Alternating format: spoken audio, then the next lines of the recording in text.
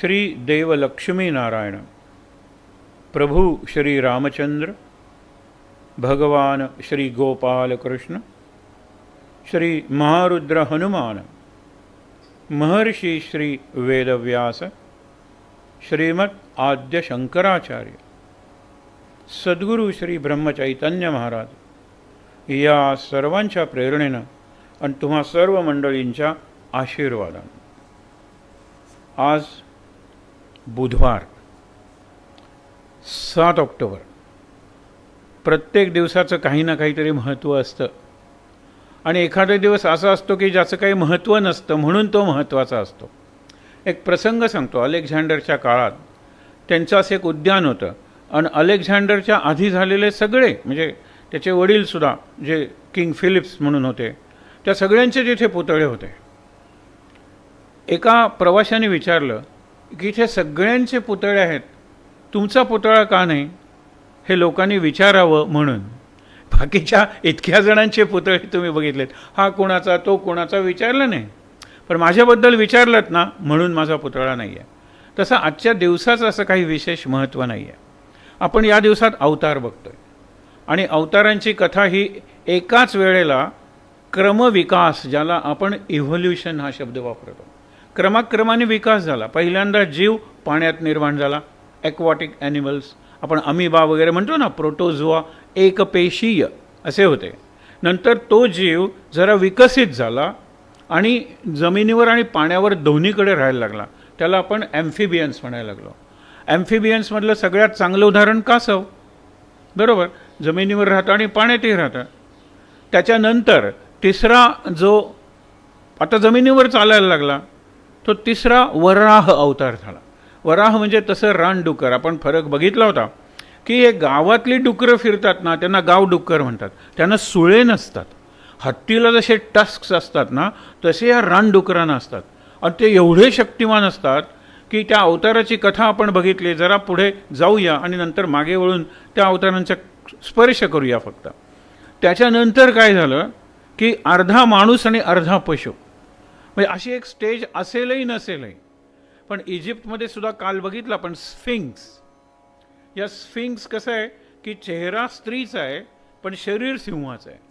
आपल्याकडे नरसिंह झाला, त्याचा चेहरा सिंहाचा पण शरीर माणसाचं, नृसिंह.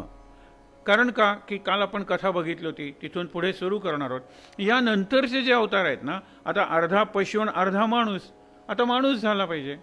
पण सुरुवातीला ज्या माणसांचे काय आपले सांगाडे पूर्वीचे सापडलेले आहेत तो जरासा बुटकाच होता, शॉर्ट. त्याला होमो हॅबिलिस म्हणायचे, शॉर्ट. आपण बटू वामनाचा जो एक अवतार आहे, बटू वामन, तो आहे अवतार. ह्यानंतर त्याच्यानंतर परशुराम, त्याच्यानंतर राम, त्याच्यानंतर कृष्ण, त्याच्यानंतर बुद्ध जो सध्याचा अवतार आहे, आणि कल्की नावाचा जो अवतार आहे तो कल म्हणजे उद्या भविष्य काळात होणार आहे. असे हे 10 अवतार आहेत. पहिलं मत्स्य अवतार बघितला, पाण्यातलाच होता. नंतर कूर्म अवतार होता, पाणी आणि जमीन याच्यावर. नंतर वराह अवतार आपण बघत होतो की जो राक्षस आहे हिरण्याक्ष, तो करतोय काय तर तो पृथ्वी पाण्यात बुडवतोय. आता कुठल्या पाण्यात बुडवतोय तर पृथ्वीवरच्या पाण्यातच बुडवतोय. हे कसं शक्य आहे असं लोक विचारतात. उत्तर अगदी सोपं आहे. हल्ली असे खलनायक निर्माण झालेले आहेत की त्यांचे संवाद आपल्याला पाठ असतात. बंबई से दुबई तक, आसमान में पानी पर और जमीन पर हमारा राज चलता है. हे बरोबर हिरण्याक्ष आहे ना, त्या हिरण्याक्षाचं वाक्य आहे की सगळीकडे आमचंच राज्य चालतं, सगळीकडे आमचीच सत्ता चालते. आणि त्यामुळे हिरण्य म्हणजे सोनं, सत्ता, उपभोग. सोनं म्हणजे संपत्ती, त्याच्यावरच अक्ष म्हणजे डोळा. फक्त पैसा मिळवायचा, पैशावर पैसा मिळवायचा. आपण हल्ली व्याजाने पैसे देतो ना, मी तुला 100 रुपये दे, महिन्याने मला तो 110 रुपये परत दे. पैशावर पैसा, पैसाच पैसा, फक्त पैसा. हा हिरण्याक्षाचा अवतार आहे. मग त्यांनी केलं काय की वेद शिकायचे नाहीत, शिक्षणच घ्यायचं नाही, शुद्ध ज्ञान मिळवायचं नाही, मी सांगेन ते ऐकायचं. म्हणून वेद घेतले आणि समुद्राच्या तळाला गेला. आता त्याला मारल्याशिवाय वेद परत मिळणार नाही आहेत. हे सगळं सिम्बॉलिकली घ्यायचं. हल्ली तुम्हाला सांगतो, विषय वाढेल म्हणून जवळजवळ सगळ्या राष्ट्रांनी एक ठरवलेलं आहे की अनेक चॅनल्स 24 तास चालवायचे. लोकांना ज्ञान मिळवायची प्रेरणा होऊ नये, अभ्यास करायला वेळ मिळू नये, आणि ज्या वेळेला त्यांना वाटेल त्यावेळेला डोळे थकलेले असतील, मेंदू शेंडलेला असेल, कारण it is just one way. आता सध्या ऑनलाईन म्हणतो सुद्धा वन वे. वन वे हे सत्ताधाऱ्यांना खूप आवडतं. आम्ही सांगतो तुम्ही ऐका, बस. तुमचं आम्ही ऐकणार नाही. तुम्ही सांगितलं तर आम्ही त्याच्यावर जे उत्तर देऊ ते तुम्ही मान्य केलं पाहिजे. हा हिरण्याक्ष आहे. आणि दुर्दैवानं सध्या बऱ्याच शिक्षण संस्था या हिरण्याक्षांच्या ताब्यात गेलेल्या आहेत. कशासाठी? आता एक एक शिक्षण महर्षी आपण बघितलो, 150 संस्था आहेत. बरं, स्वतःचं शिक्षण काही फार झालं असं नाही, पण सगळ्या प्रकारची कॉलेजेस आहेत. आणि काय करायचं नाही, फक्त पैसा मिळवायचा. ॲडमिशनला इतके लाख. हिरण्याक्ष हा फोकस व्हावा म्हणून मी ही उदाहरणं दिलेली आहेत. मग त्याच्यावर उपाय काय? वराह. वराह म्हणजे काय? ते रानडुक्कर आहे फक्त. आपण चिंतन करायला पाहिजे. अह म्हणजे दिवस आणि वर म्हणजे श्रेष्ठ. श्रेष्ठ दिवस निदान समाजातल्या 10% लोकांनी केला पाहिजे, अभ्यास केला पाहिजे, अभ्यासाशी लग्न लावलं पाहिजे. आणि माझी प्रगती अभ्यासातून आहे. आणि ज्याला सगळ्या युनिव्हर्सिटीचं एक कॉमन ऑब्जेक्टिव्ह म्हणतात, परस्यूट ऑफ एक्सलन्स. आज एक्सलन्स कुणालाच नको आहे. एक्सलन्स म्हणजे काय? मी 95% मिळवले, आता 96%. हा क्वांटिटेटिव्ह एक्सलन्स झाला. पण मला ते समजत नव्हतं. आता इतकं समजलं की मी त्याच्यात संशोधन करून नवीन ज्ञान निर्माण करेल. हा एक्सलन्स आहे. एक्सलन्स कुणालाच नको आहे. आणि ही ताब्यात सगळी आहेत संस्था घेतलेल्या आहेत. त्यांचा जर पराभव करायचा असेल तर ज्ञानी जी माणसं आहेत, विचार करणारी जी मंडळी आहेत, त्यांनी जास्त अभ्यास केला पाहिजे. रात्रीचा दिवस केला पाहिजे. वर अह म्हणजे श्रेष्ठ दिवस. तुम्ही कुठल्याही मोठ्या माणसाला विचारा, तो म्हणतो माझा दिवस 26 तासांचा होता, माझा दिवस 28 तासांचा होता. कारण लोक जर 6 वाजता उठून त्यांचा दिवस सुरू करतात, मी पहाटे 2ला उठायचो. I adds those 4 hours to my 24 hours day. आणि म्हणून आज या उंचीवर मी पोचलेलो आहे. आपण मागे कविता बघितलेली होती की हाईट केप्ट्स बाय द ग्रेट. केप्ट्स म्हणजे achieved by the greats. were not attained or were not achieved by a sudden flight. They, while others slept, were toiling upward in the night. आपण म्हणतो ना, रात्रीचा तेल जाळायचं, दिवा जाळायचा, रक्ताचं पाणी करायचं, हाडाची काडं करायची. ही सगळी वाक्य आपण विसरूनच गेलेलो आहोत. Easy money, easy passing, easy job, easy family, easy. आणि हे इझी ऑप्शन्स असतात, ज्याला सॉफ्ट ऑप्शन. एखादा करोना येतो आणि असा सणसणीत टोला लगावतो की समर्थ राष्ट्र, सामर्थ्यवान राष्ट्र, श्रीमंत राष्ट्र गुडघ्यावर येतात. तरी आपण शिकणार आहोत का? हा आपला प्रश्न आहे.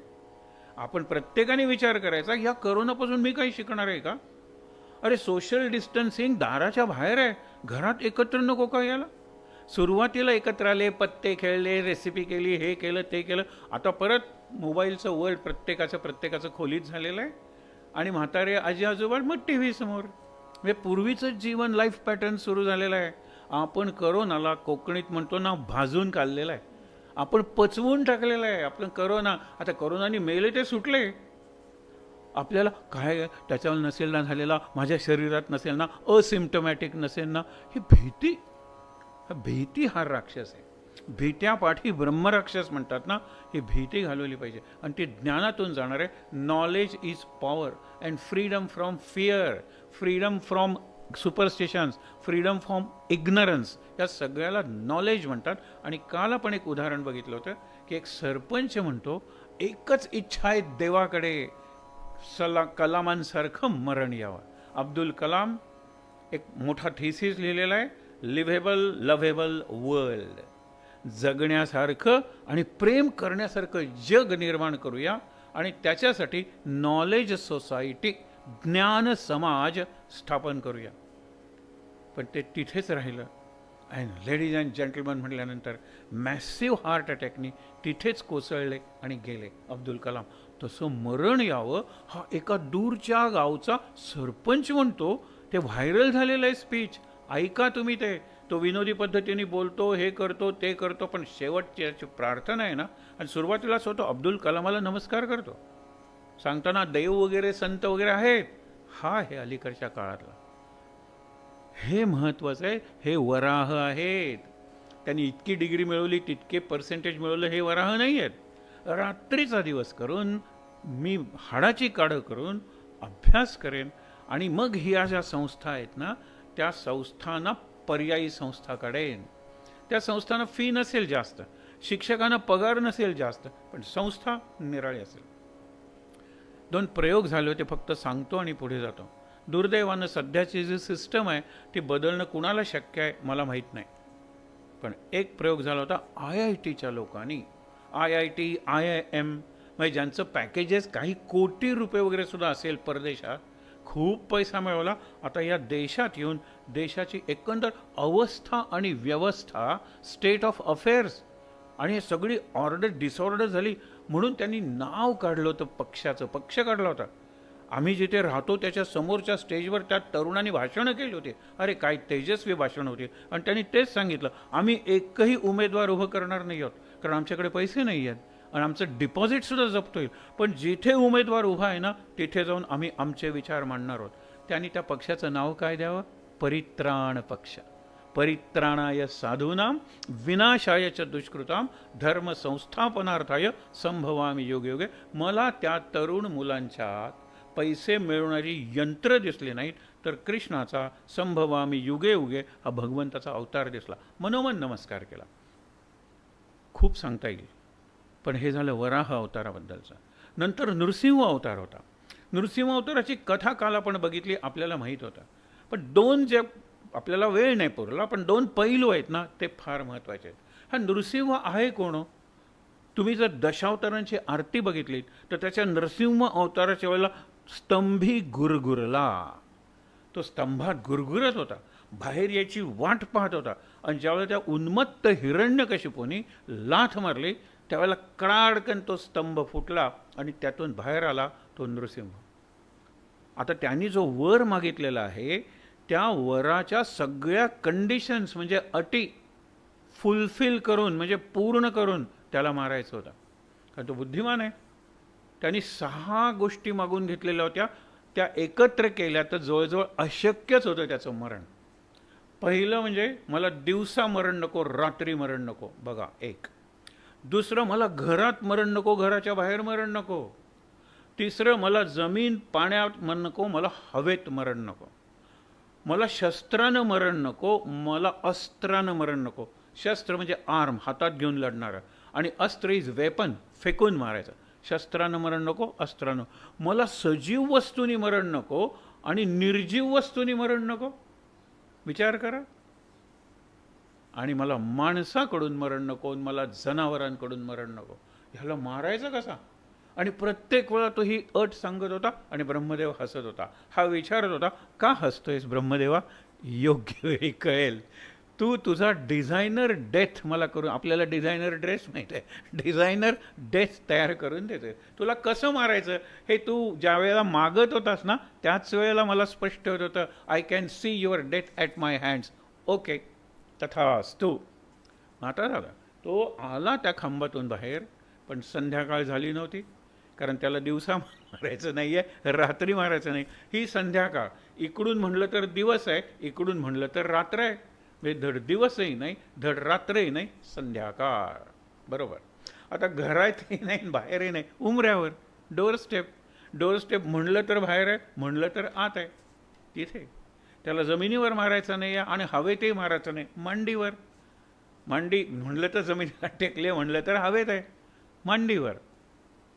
त्याला शस्त्राने मारायचं नाही, अस्त्राने नाही, आणि निर्जीव नाही आणि सजीव नाही, नखाने. आणि नखाने मारण्यासाठी हा सिंह झाला.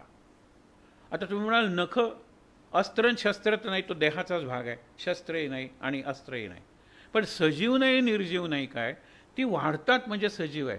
आणि कापताना वेदना होत नाहीत आणि रक्तही येत नाही, म्हणजे निर्जीव आहेत ना. लाकडासारखं कापता तुम्ही, केस उपटले तर दुखतात की नाही, म्हणजे मुळात. पण वरवर कापले काही होत नाही. मूल फक्त पहिल्यांदा घाबरतं केस कापताना, आणि नंतर बाबा केस वाढलेत, चिक चिक चिक चिक, बरं बरं वाटतं त्याला. हे लक्षात घ्या तुम्ही. हा जो आहे नृसिंह अवतार, हे त्यांनी मागितलं होतं. आणि माणसाकडून नको, जनावरांकडून अर्धा माणूस अर्धा पशु, सगळ्या त्याच्या ज्या अटी होत्या ना त्या पूर्ण केल्या आणि त्याला मारलं. कारण जो वर देतो तो कायम वर असतो. म्हणजे आपण म्हणतो ना, भिक्षा देताना भिकाऱ्याचा हात खाली आणि देणाऱ्याचा वर असतो, या अर्थी मी म्हटलं नाही. तो वर तर असतोच, पण तो वर म्हणजे श्रेष्ठ असतो. तू कितीही माग वर, मी देणार आहे ना तुला, मग त्यातून बाहेर काढण्याची तुला जबाबदारी माझीच आहे, आणि मी तुझा उद्धार करणार आहे, तुला काही ठार मारणार नाही आहे. आता आणखीन एक भाग करून आपण वामन अवतारकडे वळणार आहोत. हा जो आस्पेक्ट आहे तो खरंच महत्त्वाचा आहे. मला मरण नको हे तो सांगत होता. आणि खरं म्हणजे जय आणि विजय, म्हणजे देवळाच्या बाजूला ते दोन मूर्ती असतात ना, एक जय मोठा आणि विजय धाकटा, तसे सारखेच आहेत ते. तर त्यांनी सांगितलेलं असतं, त्यांना शाप मिळाला आहे, सगळी गोष्ट परत सांगत नाही. 3 जन्म, तर म्हणाले 3 जन्म, विरोध केला तर 3 जन्म, आणि तुम्ही भक्ती केली तर 6 जन्म घ्यावे लागतील. मग 3 जन्म आम्ही घेतो. आम्ही देवाला विरोध करतो, देवाचे शत्रू बनतो. त्यांचा हा पहिला जन्म आहे. हिरण्याक्षाने विरोध केला, वराह अवतार घेऊन विष्णूंनी त्याला मारलं. हिरण्यकशिपूंनी विरोध केला, त्याला नृसिंह यांनी मारलं. तो काय मागत होता ते बघा, मरण नको. मरण म्हणजे विस्मरण. तुम्ही ज्या वेळेला तुमच्या गुरूंचं विस्मरण करतात ते तुमचं मरण असतं, आणि स्मरण करता ते तुमचं जीवन असतं. म्हणजे ज्या वेळेला तुम्ही गुरूंना विसरता, देवाला विसरता, त्यावेळेला ते मरणच असतं. तो म्हणतो मला मरण घरात नको, घराच्या बाहेर नको. म्हणजे घरात सुद्धा तुझं स्मरण असू दे आणि घराच्या बाहेर सुद्धा तुझं स्मरण असू दे. मला रात्री मरण नको, मला दिवसा मरण नको. म्हणजे रात्री सुद्धा तुझं स्मरण असू दे, याला अनुसंधान म्हणतात. हा, दिवसासुद्धा तुझं स्मरण असू दे. मला हवेत मरण नको, मला पाण्यात मरण नको, मला जमिनीवर मरण नको. म्हणजे मी कुठेही असलो तरी तुझं स्मरण असू दे, हे हा राक्षस मागतोय. विचार करा. आणि म्हणून महाराज जरा निराळं म्हणालेत, पण त्यांना हेच आहे की जेथे नाम तेथे माझे प्राण. तुम्ही नाम बंद करा, माझे प्राण गेले, मी मेलो. हेच सांग. नामाचं स्मरण माझं जीवन, नामाचं विस्मरण माझं मरण. हेच तो हिरण्यकशिपू जरा आसुरी पद्धतीने सांगतोय, पण आध्यात्मिक अर्थ हाच आहे. आता त्याच्या पुढे माणूस म्हणजे प्रगत होत गेला जीव, ज्याला इव्होल्युशन ऑफ स्पीशीज म्हणतात. स्पीशीज म्हणजे निरनिराळ्या प्रकारच्या योनी, निरनिराळ्या प्रकारचे प्राणी दिसतात. क्रमाक्रमाने त्यांचा विकास झाला आहे. आता अर्धा पशु आणि अर्धा माणूस होता, तो आता पूर्ण माणूस झाला. पण सुरुवातीला शॉर्ट. त्या वामन अवताराची जी कथा आहे ना, त्याचं सगळ्यात महत्त्वाचं वैशिष्ट्य या अवतारात आणि नंतर बुद्ध अवतारात त्यांनी कुणाला मारलेलं नाही आहे. हे लक्षात ठेवा. बुद्ध अवतार तर परिपूर्ण अवतार आहे, कृष्णानंतरचा अवतार आहे तो. बघूया आपण नंतर. हा वामन तर श्राद्धदेव नावाचा मनू, त्या मनूच्या काळात, मनू म्हणजे काळ एक अर्थाने, त्यावेळेचा तो राजा असतो तो. तर कश्यप आणि अदिती, कश्यप ऋषींना 2 आहेत. दिती, आणि ती जरा राक्षसीच पद्धतीची आहे. दिती म्हणजे तुकडे करणारी आपण बघितलं, आणि अदिती म्हणजे जोडणारी. म्हणजे दिती कात्री असेल तर अदिती सुईदोरा आहे. आणि म्हणून देव जोडतात, राक्षस तोडतात. म्हणून तिच्या पोटी हे आत्ता सांगितलेले हिरण्याक्ष आणि हिरण्यकशिपू झाले. कशिपू या शब्दाचा अर्थ पलंग किंवा मंचक किंवा बिछाना, आणि हिरण्य म्हणजे सोनं. सोन्याच्या बिछाण्यावर जो लोळत होता. आपण आता कितीतरी म्हणतो ना, इंग्लिशमध्ये म्हणतात he was born with a silver spoon in his mouth. पण इकडे सिल्व्हर स्पून काय, अरे सोन्याचा बिछाना आहे, सगळीकडे हिरे वगैरे लावलेली कॉट म्हणजे मंचक आहे त्याचा. फक्त सुखासीनता. आज मध्यमवर्ग या दिशेने निघालेला आहे, आणि आणखीन पाहिजे, आणखीन पाहिजे म्हणून मग आणखीन भ्रष्टाचार, आणखीन भ्रष्टाचार हे वाढत चाललेलं आहे. इथे या अवतारांचा जो संदेश आहे तो लक्षात घेतला पाहिजे.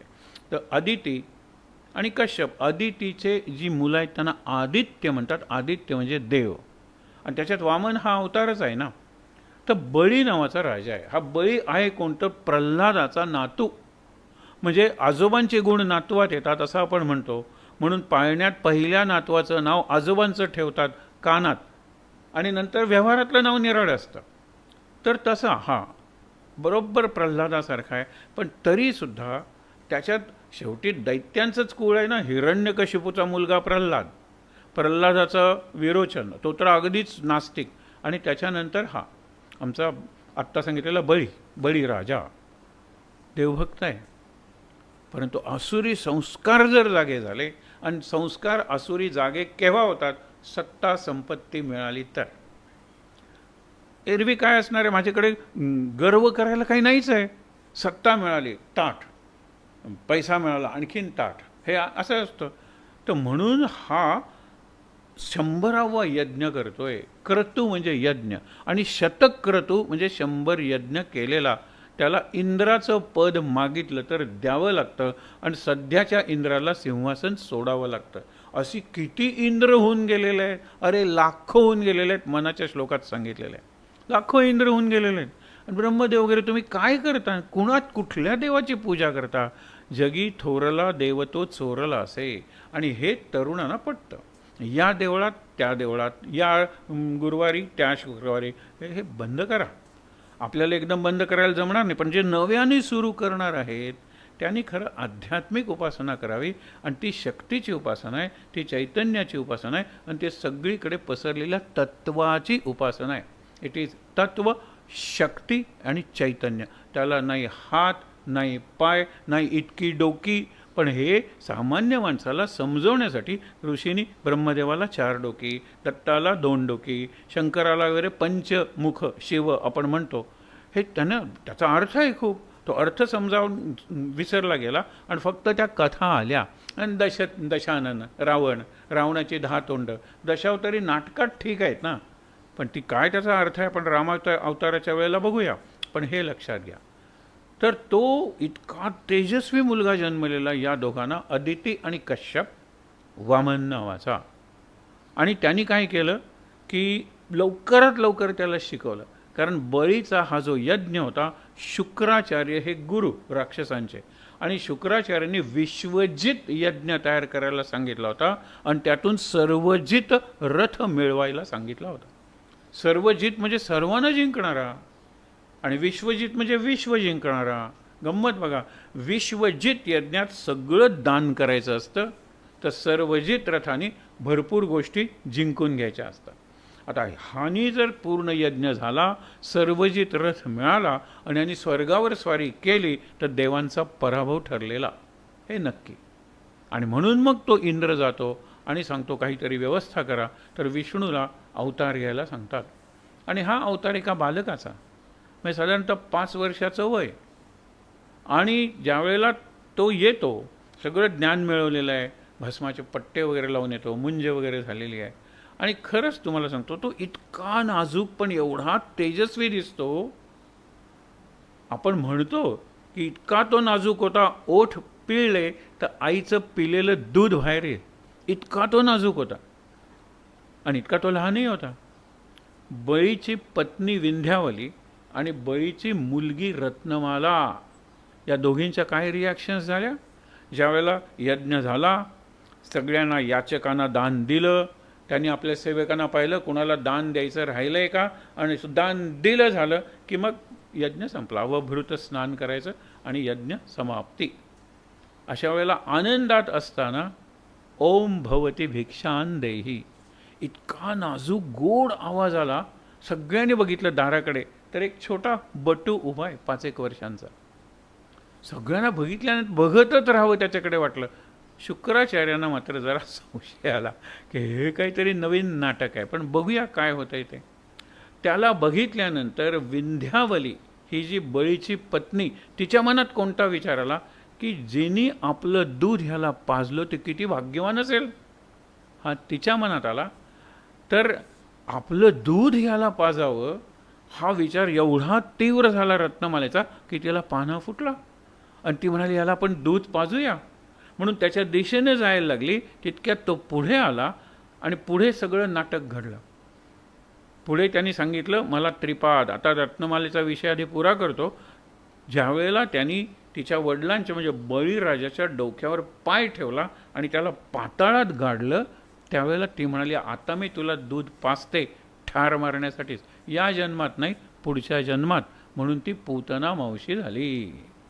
आणि हा विष्णूच आहे ना, कृष्ण काय विष्णूच, ही पूतना मावशी झाली, आपलं विषारी दूध पाजून, पण कृष्णाने तिलाही मारलं, कारण ते देवाचेच अवतार आपण समजतो ना. तर ही गंमत बघा. तो पुढे आला, बळीराजा म्हणतो काय पाहिजे रे तुला, कौतुकाने विचारतो. लहान मुलगा गेल्यानंतर जास्तीत जास्त काय चॉकलेट किंवा लॉलीपॉप, त्यावेळेचे जे काही स्वीट्स असतील ते मागेल ना. लड्डू होते त्यावेळेला, मोदक होते, असं समजूया. तुम्हाला मग त्रिपाद भूमी दान पाहिजे. त्रिपाद म्हणजे 3, 1, 2, 3. बळीराजा म्हणतो एवढी एवढी तुझी पावलं, त्या 3 पावलात तुला काय मिळणार आहे. नाही म्हणला, ही त्रिपाद जमीन झाली, मी अशी ती आखून घेईन आणि तिथे बसल्यावर स्नान संध्या किंवा ध्यान करताना मला कोणी हलवणार नाही, कारण मी माझ्या जमिनीवर बसलेलो असेन. काय विचार आहे. म्हणजे लहान मुलं म्हणतात ना, हा कोपरा माझा, आणि हल्ली ते त्यांना टेंट्स वगैरेही मिळतात. मग डॉल्स हाऊस काय, तिथे ते जम राहतात काय, हे माझं घर आहे. प्रत्येकाला आल्यानंतर बघतात, मग तिथे त्यांनी छोटं छोटं सगळं खेळ मांडलेला असतो आपला. तसं तो म्हणतो ही आता माझी जमीन आहे. तर तो म्हणतो की देतो तुला, आणखीन माग रे काहीतरी, मी तुला खूप जमीन देतो. नाही, त्रिपाद भूमी. त्यावेळेला शुक्राचार्यांना संशय येतो. या वेळेपर्यंत शुक्राचार्यांना 2 डोळे आहेत. या प्रसंगानंतर एकाक्ष, 1 डोळा झालेला आहे. ते त्याला सांगतायत बळीराजाला, हा विष्णू आहे, हा हे रूप घेऊन आलेला आहे, हा तुला फसवायला आलेला आहे, हा तुझा यज्ञ अपुरा ठेवायला आलेला आहे, कारण यज्ञ अपुरा झाला की तुला इंद्राचं पद मागताच येणार नाही. बळीराजा काय म्हणतो, हा जर खरंच विष्णू असेल तर विष्णू माझ्याकडे याचक, म्हणजे सोप्या मराठीत भिकारी, भिकारी याचक म्हणून आला. ही गोष्ट जर इतिहासात नोंदवली जाणार असेल तर ह्याला पाहिजे ते मी द्यायला तयार आहे. एक प्रकारे अहंकारसुद्धा आहे हा. गुरु सांगतोय पण हा ऐकत नाही. मग आता गुरु करतात काय, गुरु ग्रेटच असतात काही. एक तर शुक्राचार्य हे देवांचे गुरु, भृगू नावाचे जे गुरु त्यांचे हे चिरंजीव. भृगूची एक पत्नी ख्याती नावाची, तिला विष्णूंनी मारलं, कारण ती काहीतरी दुष्टशक्तीच्या रूपात प्रकट व्हायला लागली. आणि विष्णूने मारलं म्हणल्यानंतर भृगूंनी ते सहन केलं असेल, पण माझ्या आईला तुम्ही मारलंत, आता मी राक्षसांचा गुरु होतो आणि तुम्हाला मी धडा शिकवतो. केलं काय, त्यांनी मृत संजीवनी किंवा संजीवनी मंत्र सिद्ध केला. देव आणि दानव यांच्यात व्हायचंच ना लढाया, युद्ध फार मोठा शब्द झाला, लढाया व्हायच्या. आणि त्याच्यात राक्षस मेले की हे मंत्र म्हणायचे, पाणी शिंपडायचे, राक्षस पुन्हा उभे. मग राक्षसांचं सैन्य जेवढ्याचं तेवढं राहिलं. जोपर्यंत देवांच्याकडे अमृत होतं तोपर्यंत देवही अमृत पिऊन, पण अमृताचा कुंभ पडला आणि ते अमृत मंथनाची आपण गोष्ट बघितली केव्हा, कूर्म अवताराच्या वेळेला समुद्रमंथन ते करून अमृताचा कुंभ बाहेर काढला. ठीक आहे, पण आत्ता काय झालं की देतो शुक्राचार्याने एवढं बारकं रूप घेतलं आणि ते झारी होते ना, पाणी घालायचं ना हातावर, पाणी घालून संकल्प करायचा आणि सांगायचं की मी त्रिपाद भूमीचं दान तुला केलं आहे, करिष्ये, आपण म्हणतो ना तसं. तर ते पाणी पडे ना झारीत. शुक्राचार्य जे टॅप असतो ना तोटी, तिथे जाऊन बसले गुड्डीसारखे. काय एक एक, पण कथा लिहिणाऱ्यांना सुद्धा मजा आहे. तर वामनाच्या हातात दर्भ होता. दर्भ म्हणजे अत्यंत टोक असलेलं, कुशाग्र म्हणतो ना, कुश लव रामायण गाते. तो कुश म्हणजे टोक आणि लव म्हणजे अगदी लवलवीत बाजू, गुळगुळीत किंवा मऊ. तर तो त्या ह्याच्यातून घालतो आणि त्यांचा एक डोळा जातो, तो बरोबर डोळ्यात घुसतो आणि डोळा घाल्यानंतर ते होय होय करत बाहेर येतात. आणि कल्पना करा, एक डोळा राहिलेला तो पुढे कावळा होतो. कावळ्याला एक डोळा आपण अनेकदा बघितलेला आहे की कावळासारखी मान हलवत असतो, कारण त्याला उजवीकडे बघायचं, ते इकडे करतो, म्हणजे डोळा इकडे येतो. असं केलं तर डोळा इकडे येतो. 2 खाचा आहेत ज्याला सॉकेट्स म्हणतात, पण डोळा एकच आहे, एकाक्ष म्हणतात. आणि तेव्हापासून आता बघा ना, शुक्राचार्य कायम एकाक्ष असतात. हा प्रकार झाला. मग पाणी पडलं ना, त्रिपाद भूमीचं दान दिलं. आता इथून पुढे बघा, जो मायक्रो आहे ना तो मॅक्रो झाला. अणुरणिया ठोकडा, अणुपेक्षा लहान, तुका आकाशा एवढा. अणुरणियान महतो महीयान, म्हणजे कल्पना करणार नाही एवढा तो मोठा झाला. पहिलं पाऊल त्यांनी जे टाकलं एवढं मोठं होतं की जमीन पाणी व्यापलं गेलं. दुसरं पाऊल त्यांनी टाकलं, आकाश व्यापलं गेलं. तिसरं पाऊल टाकायला जागा आहे? सांगा बरं. जमीन, पाणी, आकाश हेच व्यापतात. उरलेलं अग्नी आणि वारा काय व्यापणार आहेत? म्हणजे पंचमहाभूतं व्यापली गेली. तो म्हणतो तिसरं पाऊल टाकू कुठे? तर बळीराजाला एवढा बुद्धिमान आणि एवढा भक्तिमान, लक्षात ठेवा, त्यांनी आपलं मस्तक पुढे केलं, इथे तू ठेव. आणि त्यांनी तिथे पाऊल ठेवलं आणि त्याला पाताळात गाडलं. आणि त्याला सांगितलं त्यांच्या पत्नीला, मुलीला आणि सगळ्या लोक होते ना तिथे, हा राजा आहे, राजदरबारी वगैरे लोक होते, त्यांना सांगितलं की माझ्या पायाचा स्पर्श ज्याला होतो त्याला मी मारू शकत नाही, म्हणून मी याला मारलेलं नाही आहे. पाताळाचं राज्य ह्याला दिलेलं आहे, हा चिरंजीव होणार आहे आणि याच्या राज्याचं रक्षण मी किंवा माझं सुदर्शन चक्र अखंड करत राहणार आहे. याच्यासारखा भक्त नाही, कारण बळी आत्मनिवेदनी धन्य झाला. हे आत्मनिवेदन आहे. आपण श्रवणम कीर्तनम म्हणतो, त्याच्यात आत्मनिवेदन सगळ्यात वरची भक्ती आहे. देण्यासारखं काही राहिलंच नाही. अरे साधा सैनिक एखादा युद्धात प्राण गमावतो तर त्याला आपण म्हणतो की last full measure of sacrifice, त्यागाचं सगळ्यात पराकाष्ठा. प्राणशयपेक्षा जास्त मी काय देणार आहे, म्हणून ते दिला. आत्मनिवेदन केलेलं आहे, आत्मनिवेदनाचं उदाहरण आहे. आणि वामन आणखीन त्याचा एक अर्थ सांगतात. त्रिविक्रम हे वामनाचं आणखीन एक नाव आहे. 3 अवस्था आहेत आपल्या. एक आहे जागृत अवस्था, वेकिंग स्टेट, बरोबर. त्याच्यानंतर ड्रीमिंग स्टेट, स्वप्नावस्था, आणि सुषुप्ती अवस्था म्हणजे डीप स्लीप स्टेट. आता यांच्या पलीकडे जी अवस्था आहे, जिला समाधी अवस्था म्हणतात, तुरीय अवस्था म्हणतात. आणि ही तुरीय अवस्था आहे ती या तिन्ही यांची साक्षी असते. म्हणजे गाढ झोपेत सुद्धा कोणीतरी जागा असतो आपल्यातला.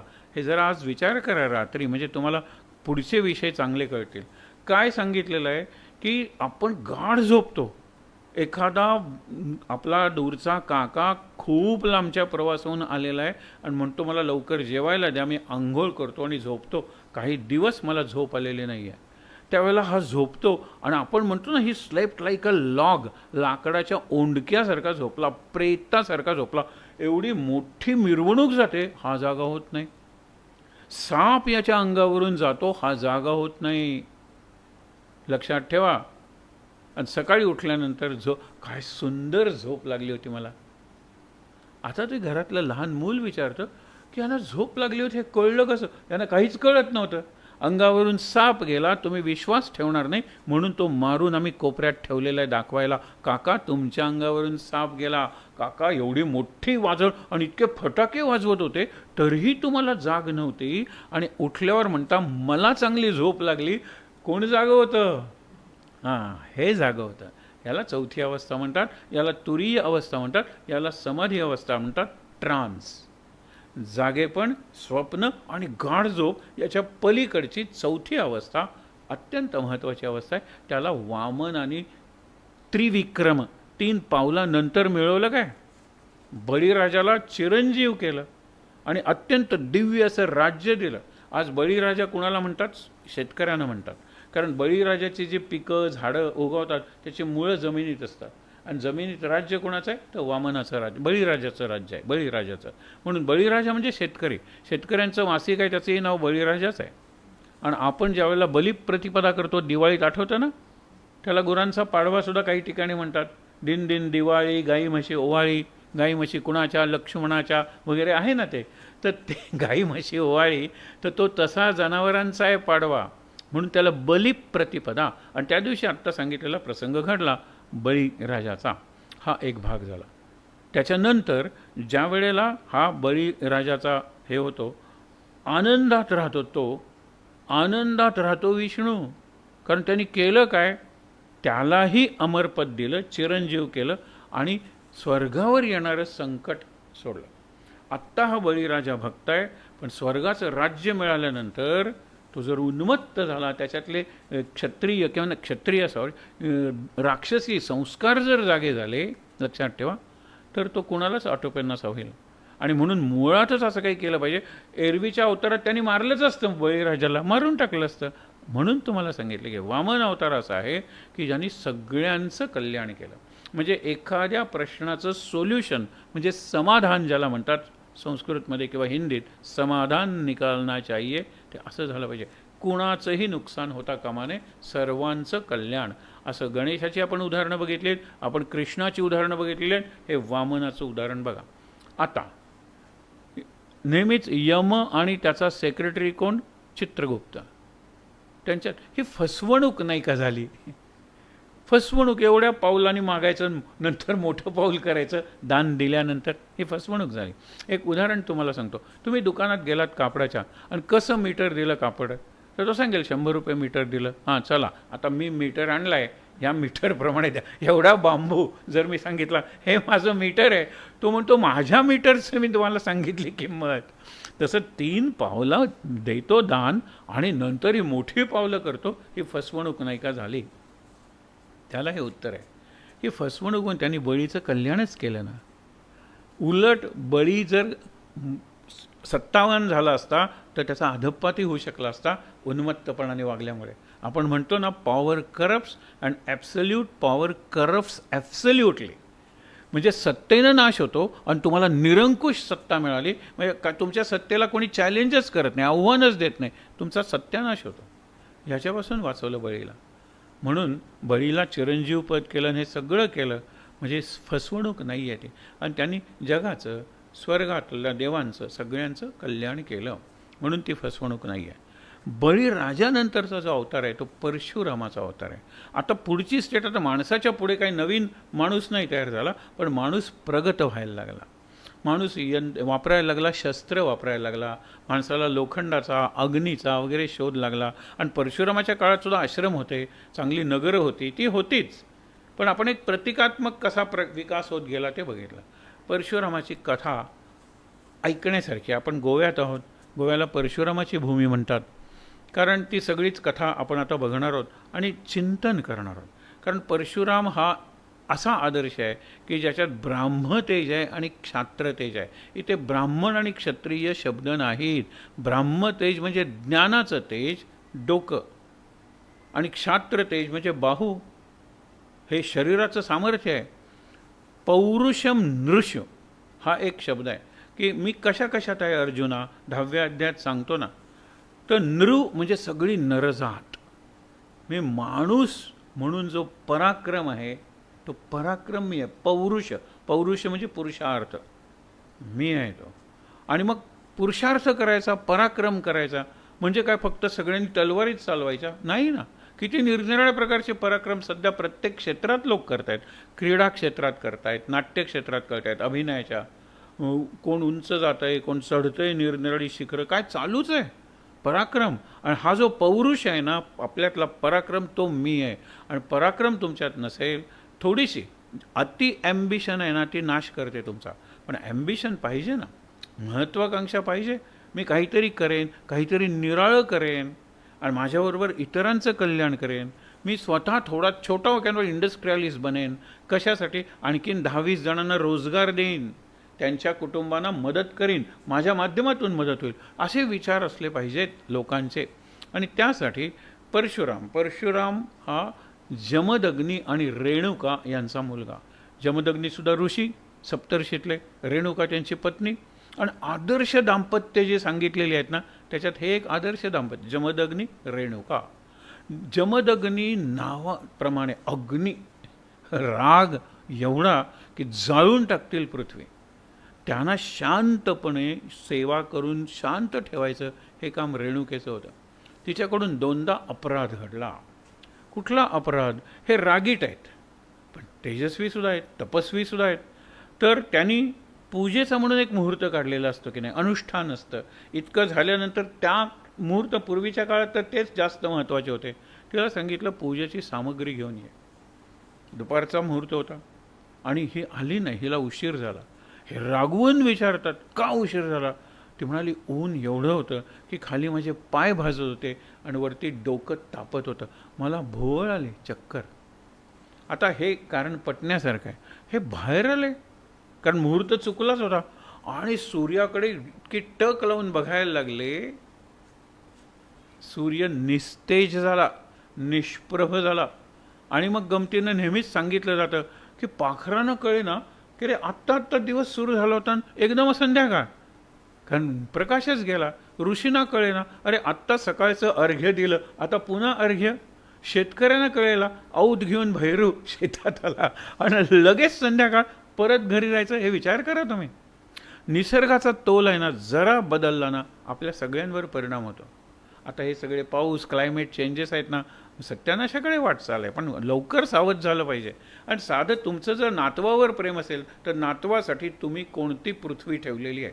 कोरोनावाली, सगळ्या प्रकारचं प्रदूषण, सगळ्या प्रकारचा भ्रष्टाचार, सगळ्या प्रकारचे क्राईम्स, काय ठेवलं आहे तुम्ही नातवाला? मुलांना सोडा, कारण मुला तुमच्याबरोबर तुमच्या व्यापाराचे जे काही सगळ्या भानगडी आहेत, तुमचा मुलगा त्याच्यात सामील आहे. नातू की जो तुमचा जीव की प्राण आहे, हा प्रश्न विचारला पाहिजे आपण. आणि असेच प्रश्न विचारणारे पुढचे अवतार किंवा पुढचे आपण भागवतातल्या कथा आणि एकंदर भागवताची जी दृष्टी आहे दिलेली, अरे अप्रतिम आहे. आपण शेवटी ती बघणार आहोत. भागवती गती, भागवती मती, भागवती दृष्टी, भागवती वृत्ती, भागवती कृती, भागवती जीवनशैली. हे काय आहे? हे सगळ्या कथा ऐकून शेवटी काय मिळवायचं? हा शेवटच्या दिवसाचा संदेश असेल, भागवताचा संदेश असेल. आपण विचार करत पुढे जातो आहे. आपला आग्रह नाही आहे इथे जे सांगितलं ते सगळ्यांनी मान्य केलं पाहिजे, पण ही एक चिंतनाची दिशा आहे. यावरून तुम्हाला दुसरी दिशा मिळेल चिंतनाला, काही हरकत नाही आहे, काही हरकत नाही आहे. तर तिला हे सूर्य त्याने हे केल्याबरोबर सगळ्या सृष्टीचा तोल जायला लागला, ज्याला आपण इकॉलॉजिकल बॅलन्स म्हणतो. पर्यावरणाचा तोल, संतुलन, ते बघायला लागलं. लोक हे काय झालं? मग शेवटी इंद्राला सांगितलं बृहस्पतीने. किती सोपा प्रश्न आहे रे हा सोडवायला. आणि हा ऋषी सूर्यालाच निष्प्रभ करायला निघालेला आहे. मग एक तिथे येतो एक भिक्षुक, मग तो काय चाललंय तुम्ही हे? नाही म्हणाला, माझ्या बायकोचे पाय भरले आणि डोकं, माझा मुहूर्त चुकला. हां, मी म्हणाले 2 गोष्टी घेऊन आलेलो आहे. ह्या चपला पायात घालून जाऊ दे त्यांना, आणि ही छत्री डोक्यावर असू दे. म्हणजे मानवाच्या इतिहासातली पहिली छत्री आणि पहिल्या चपला या गोष्टीत. कारण ह्याच्या आधी गोष्टी आहेत, कुठल्या धर्मात गोष्टी आहेत सांगा बरं? ह्या 5-10 हजार वर्षापूर्वीच्या गोष्टी आहेत. ख्रिश्चॅनिटी 2000 आणि मुसलमान तर आणखीन लवकर आलेले आहेत, म्हणजे काही 100 वर्षांपूर्वीचे. कल्पना करा. हे झालं. आणि मग ते म्हणाले, हां असं जर असेल तर काही हरकत नाही. त्यांनी सूर्यावरचं ते संयम म्हणतात ते आपलं टक लावून बघणं काढलं आणि परत सुरू झालं. काही दिवसांनी पुन्हा रेणुकेकडून तोच अपराध घडला, उशिरा. आज काय झालं? त्यावेळेला तिने डोकं खाली घातलं. कारण काय झालं, गंधर्व म्हणजे आकाशात वगैरे राहणारे गंधर्व, विद्याधर, यक्ष, ही माणसापेक्षा वरची अवस्था मानलेली आहे.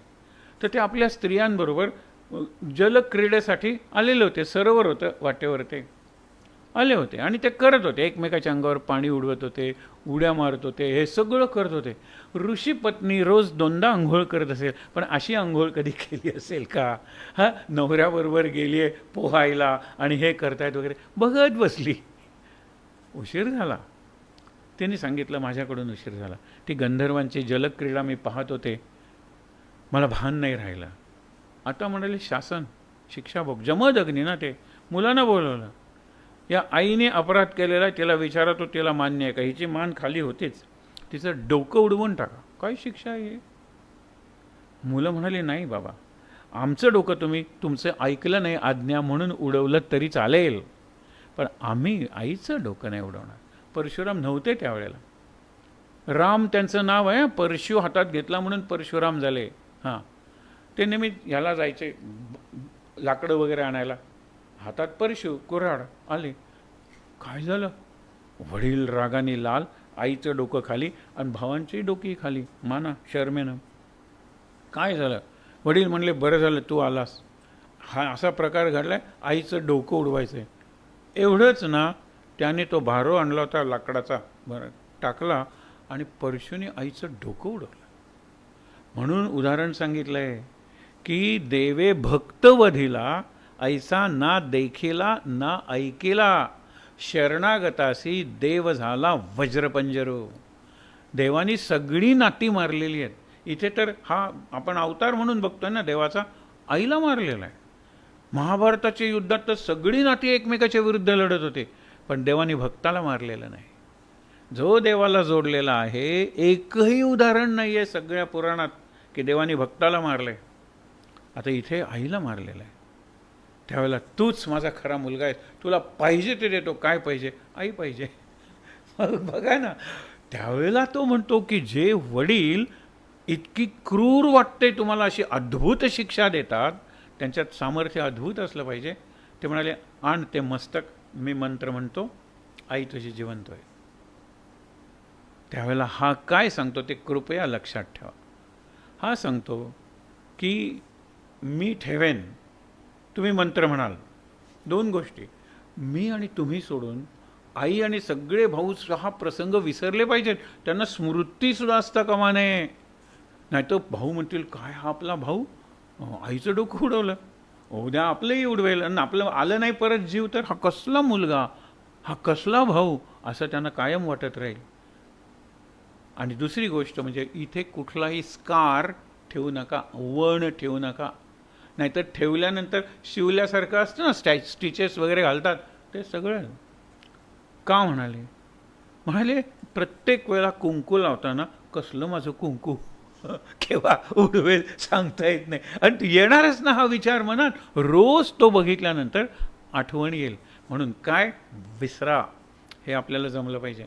क्षमा करणं जमणार नाही, फॉरगिव्हिंग, फॉरगेटिंग, ते काय शिकायला पाहिजे. आपण किती महत्त्वाची कामं विसरतो, कर्तव्य विसरतो, हे लक्षात ठेवा.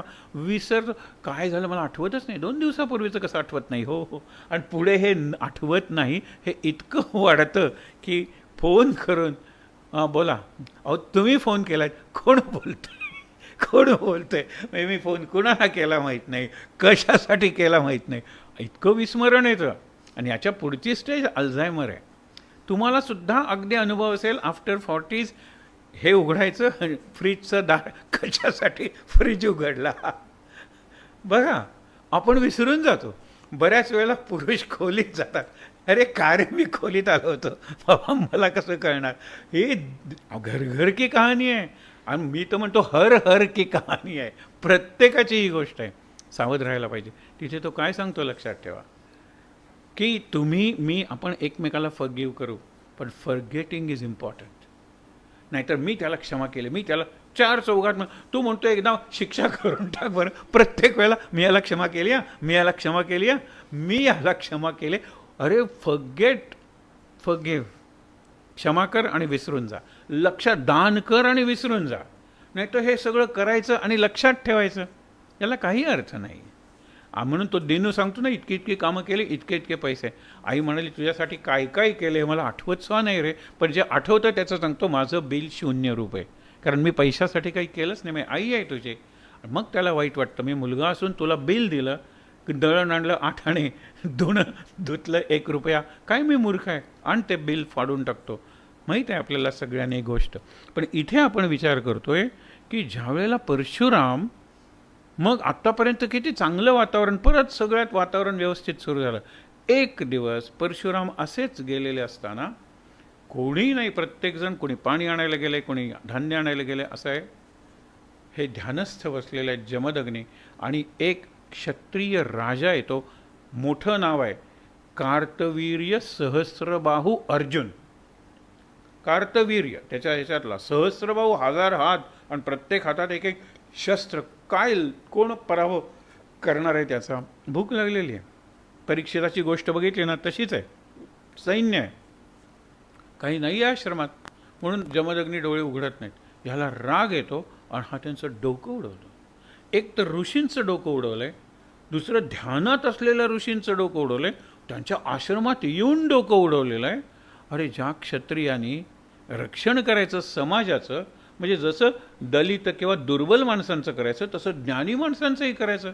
कारण ज्ञानी माणसं हे आत्मरक्षण करतील, पण शापादपी शरादपी, शापानी करतील. पण बाकीच्या वेळेस ध्यानस्थ बसलेत, अशा वेळेला हे कुणी केलं?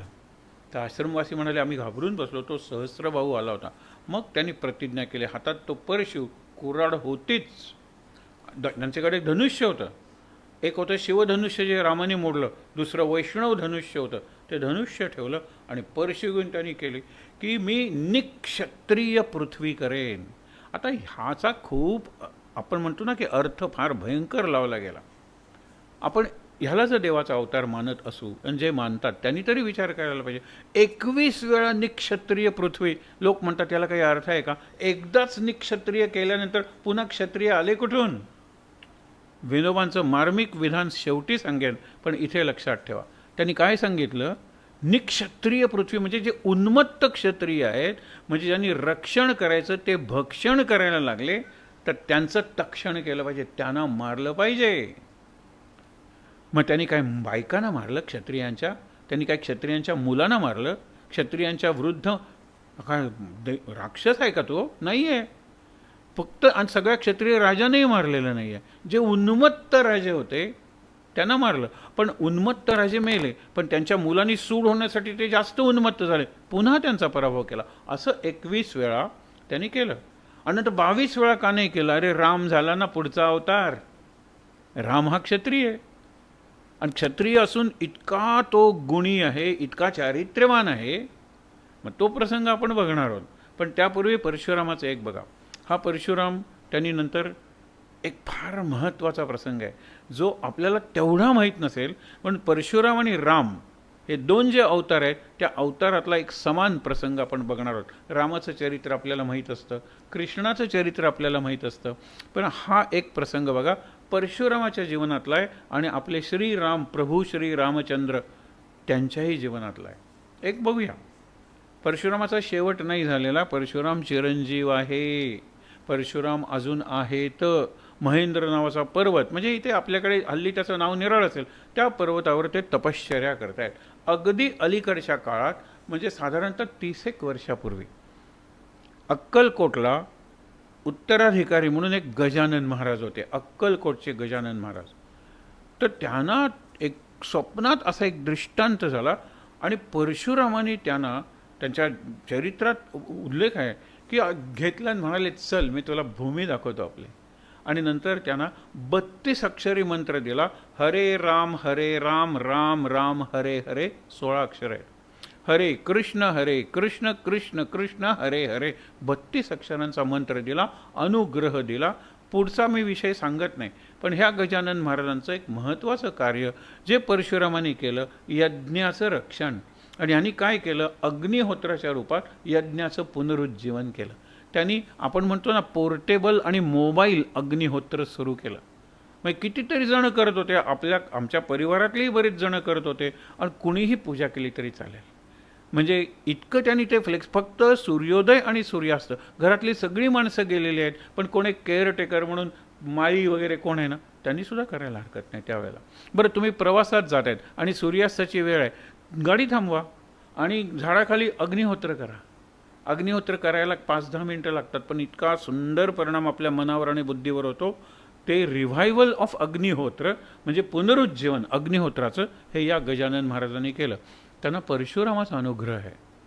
आता परशुराम आणि राम यांच्यातला बघूया. परशुरामाकडे 2 धनुष्य होते, एक शिवधनुष्य आणि एक आपण म्हणतो वैष्णव धनुष्य. हे विष्णूचे अवतार आहेत म्हणून वैष्णव धनुष्य होतंच, पण पराक्रमातून त्यांनी शिवधनुष्य मिळालं होतं. आता 2 धनुष्य घेऊन जायचं म्हणजे अवघड. तर जनक, देवरात जनक, जनकाच्या ह्याच्यातला एक राजा, तो काय होता, त्यांचा मित्र होता. त्यांनी सांगितलं, हे जे शिवधनुष्य आहे ते नीट ठेव, ते एवढं वजनदार आहे ते फक्त मीच पेलू शकतो. एक मोठी पेटी तयार कर आणि ते शिवधनुष्य हलवायला 20-20 सेवक किंवा सैनिक लागायचे. इतकं ते. आणि आपण म्हणतो ना की इतकं हे शिवधनुष्य, आणि ते सगळे राजे आले होते असं काही वाल्मिकी रामायणात नाही आहे. ज्या कुणाला वाटेल आपण शिवधनुष्य बघावं, तुम्ही बघायला या. ज्या कुणाला वाटेल ते उचलावं, जरूर उचला, आणि त्याची प्रत्यंच्या म्हणजे दोरी आहे ना ती त्याला लावा. सीता तुमची. आता सीता ही त्यांची मुलगी नाही आहे ना, कारण त्यांची मुलगी उर्मिला आणि नंतर मांडवी, आपण म्हणतो ना, ह्या ज्या सगळ्या आहेत ना मुली, त्या कुशध्वजाच्या म्हणजे त्यांच्या चुलत भावाच्या किंवा भावाच्या मुली, आणि ह्या दोघीजणी यांच्या. सीता त्यांना सापडलेली मुलगी आहे सीता. तर दुसऱ्याची मुलगी, तिला एवढा अवघड तुम्ही वर का ठेवलात? आपल्या मुलीचं लग्न झालं नाही, कारण कुणाला उचलणार आहे हे धनुष्य? 20-20 जण ते हलवायला लागतात. इतका अवघड पण तुम्ही का केलात? ही कुवारी ठेवायची का मुलगी? ही कुणाची आपल्याला माहीत नाही, आपल्यावर जबाबदारी आहे ती. त्यावेळेला तो म्हणतो की तू जरा थांबशील का, उद्या सकाळी याचं उत्तर तुला मिळेल. सीता ही भूमिपुत्री होती, म्हणून जितका भूमीला स्पर्श येईल ना तितकं तिला बरं वाटायचं. म्हणून वनवासात ती आनंदात होती. तर ती काय करायची, सारवायची जमीन शेणाने, गाईच्या शेणाने जमीन सारवायची. आणि ज्यावेळेला धनुष्य ठेवलेल्या खोलीत जायची त्यावेळेला एका हाताने धनुष्याची पेटी उचलायची अशी आणि सारवून ती तशी ठेवायची.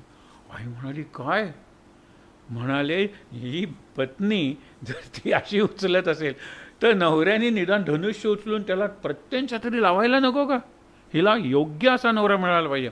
मिळेल मी सांगतो. ती म्हणते मला काही वाटत नाही खात्री. आणि शेवटी रामाने ती केली. आणि रामाने ते करता करता काडकन मोडलं. आता इथे एक बारकावा तुम्हाला सांगतो, भक्तीचं चाललंय म्हणून, भागवतात नाही आहे पण भक्तीचं आहे चाललेलं आहे, की शिवाला रामनाम घेऊन जो कंठ जळाला होता हालाहल विष पिल्यामुळे, त्याला आराम मिळालेला होता. आणि जिथे रामाची सेवा करायला मिळेल तिथे तो करायचा. हे शिवधनुष्य त्याचंच होतं. तो त्यात शिरला फुलासारखं हलकं बनवलं. फुलासारखं हलकं, एकनाथ महाराज म्हणतात की फुलासारखं हलकं बनवलं की मग आता तुला तुझी योग्य अशी पत्नी मिळेल आणि पुढे तुमचं अवतार कार्य चालू राहील. ही गंमत आहे. पण त्यांनी झालं. आणि ज्या वेळेला ह्यांना कळलं, कुणीतरी सांगितलं ना साधूनी, अहो तुमचं ते शिवधनुष्य मोडलं. कुणी मोडलं?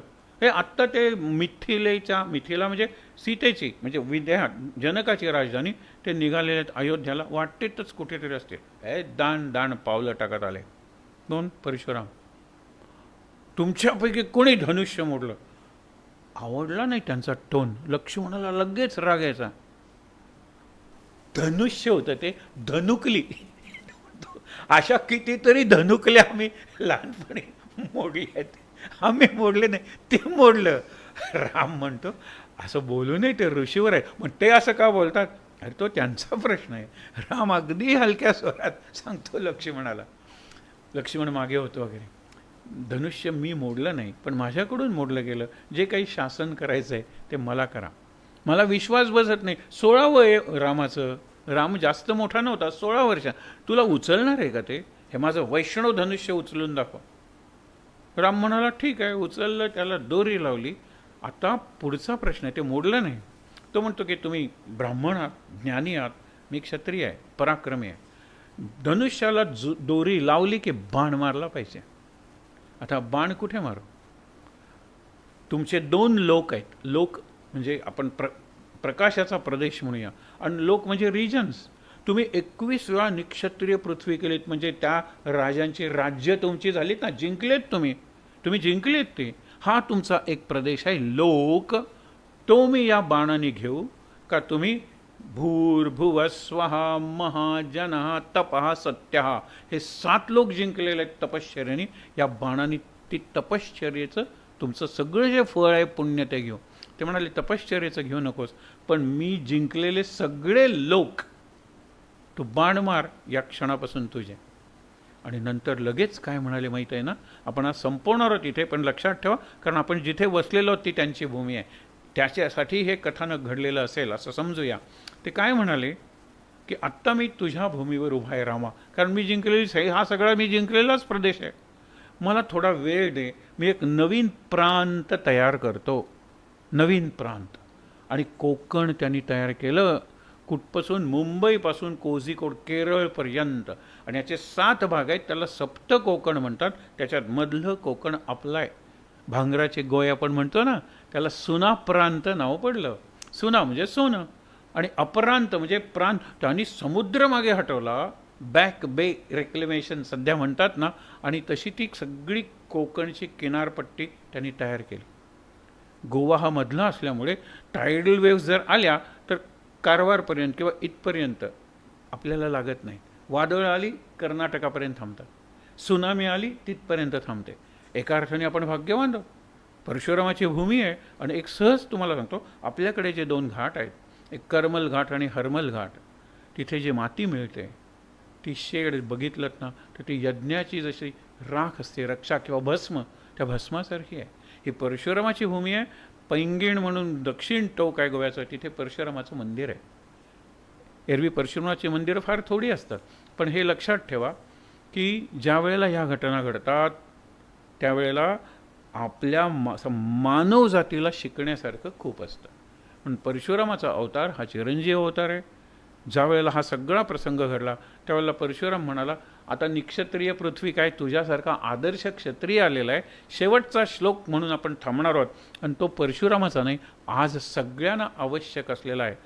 हा विचार आपण पूर्वी बघितलेला आहे. आज विद्यार्थ्याला जर अभ्यास करायचा आहे ना, तर अभ्यास म्हणून ज्ञान हा त्याच्यातलं ब्राह्मतेज आहे, डोक्याचं कॉग्निटिव्ह आपण ज्याला म्हणतो ते. आणि पराक्रम आहे तो क्षात्रतेज आहे. म्हणजे एका विद्यार्थ्याचं फक्त उदाहरण सांगतो, 100 इक्वेशन्स केमिस्ट्रीतली पाठ करून सोमवारी ये, हे याला शुक्रवारी सांगितल्यानंतर रविवारी मला सकाळी फोन येतो वडिलांचा की माझ्या मुलाला तुम्हाला भेटायचं आहे. म्हटलं येऊ दे की. पाठ केली 100. आई काय म्हणाली माहिती ना, त्या दिवशी हे बाळ घरी आलं, हातात कागद घेतला, एक पाय भिंतीला लावला आणि आईला सांगितलं की माझी इक्वेशन्स पाठ होईतोपर्यंत हा मी काढणार नाही, जेवणार नाही मी, नाही तुम्हाला भरव तू. आई म्हणाली मी ह्याला भरवलं, हा 10वीतला विद्यार्थी. हा क्षत्रिय आहे आणि ब्राह्मणी आहे. क्षत्रिय आणि ब्राह्मण जाती समजू नका कृपया, नाही तर फक्त घोटाळा होईल. क्षात्र म्हणजे पराक्रम, बाहूंचं तेज, आणि ब्राह्म म्हणजे कल्पना, बुद्धी, विचार, ज्ञानाचं तेज. आज आपल्याला दोन्ही पाहिजे. सगळ्या जगातलं नेतृत्व असं झालं तरच ते चांगलं राहील. त्याला पराक्रमही पाहिजे क्षात्र, आणि त्याच्याकडे ज्ञानही पाहिजे ब्राह्म. आहे त्या ठिकाणी ताठ बसूया, डोळे बंद करा. ऐकतो फक्त, श्लोक म्हणा तुम्ही, नाही श्लोक ऐका फक्त. अग्रतो चतुरो वेदान, पृष्ठतो सशरम धनुः, इदम ब्राह्मम इदम क्षात्रम, शापादपि शरादपि. अर्थ उद्या पाहून पुढचे अवतार आपण पाहूया. शांत. माझ्यानंतर म्हणायचं आहे, श्रीकृष्ण गोविंद हरे मुरारे,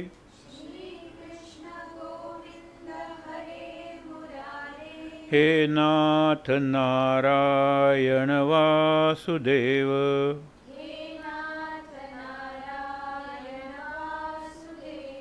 श्रीकृष्ण गोविंद हरे मुरारे,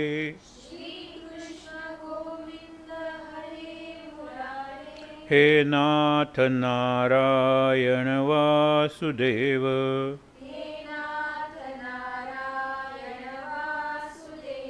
श्रीकृष्ण गोविंद हरे मुरारे, हे नाथ नारायण वासुदेव,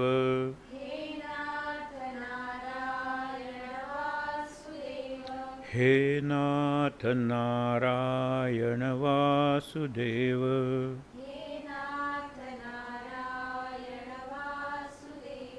हे नाथ नारायण वासुदेव.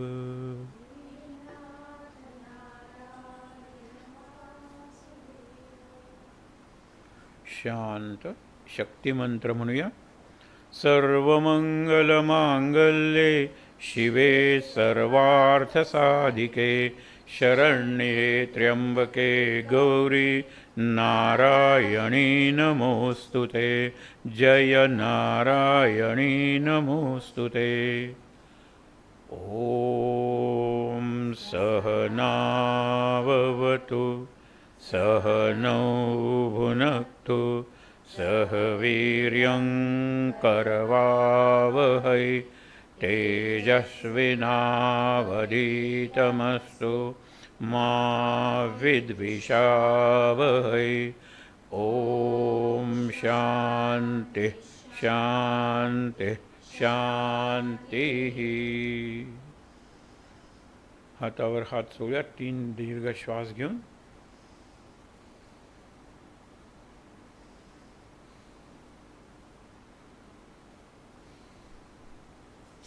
हातावर हात सोडून चेहऱ्यावर डोळ्यांवर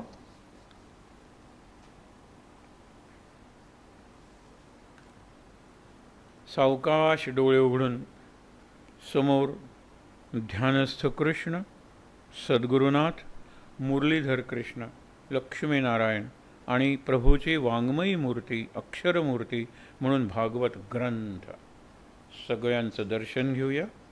शांत आनंद. महाराज महाराज महाराज.